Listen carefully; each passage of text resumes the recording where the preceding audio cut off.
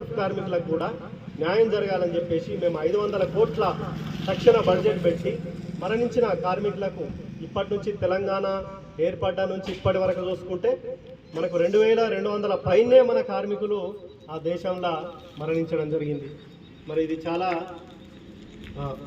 ఆలోచింపజేసేటువంటి ఇది అయినప్పటికీ ఈ మరణాల గురించి ఎవరు ఆలోచిస్తలేరు.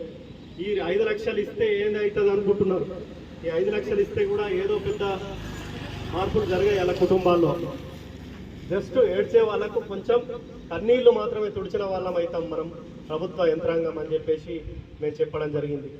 ఆర్సీ కుంతియా గారిని కలిస్తే ఏమన్నారు, ఈ 5 లక్షలు ఏమడుగుతారు, 10 లక్షలు అడగండి అని అన్నారు. కానీ మన గవర్నమెంట్ ఇక్కడ మనకు రైతు బీమా అనేది ఉంది, ఒక 5 లక్షలు మాత్రమే ఇస్తుంది.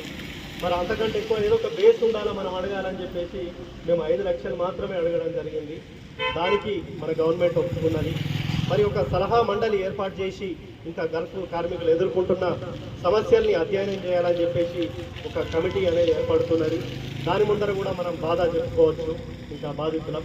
ఇంకోటి, మన గురుకులాల్లో చదువుతున్న గల్ఫ్ కార్మికుల పిల్లలు చదవాలనుకుంటే వాళ్ళ పిల్లలు 6వ తరగతి నుంచి జాయిన్ అయ్యి 12వ తరగతి వరకు, ఆ తర్వాత కూడా డిగ్రీ పూర్తి చేసుకోవచ్చు.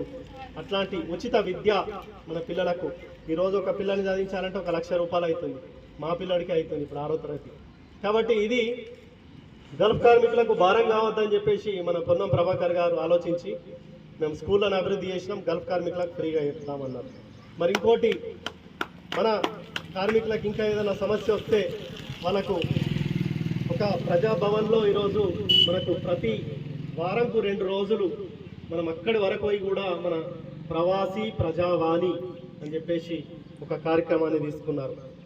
అక్కడ వెళ్ళి కూడా మనకి ఇంకా ఎవరికైనా న్యాయం జరగలేదు, మన వాళ్ళు జైల్లో ఉన్నారు, మన వాళ్ళు కలివెళ్ళి అయినరు, ఇంటికి రాలేని పరిస్థితులు ఉన్నారు, అనారోగ్యానికి గురై ఇంటికి వస్తలేరు, వాళ్ళకు కంపెనీ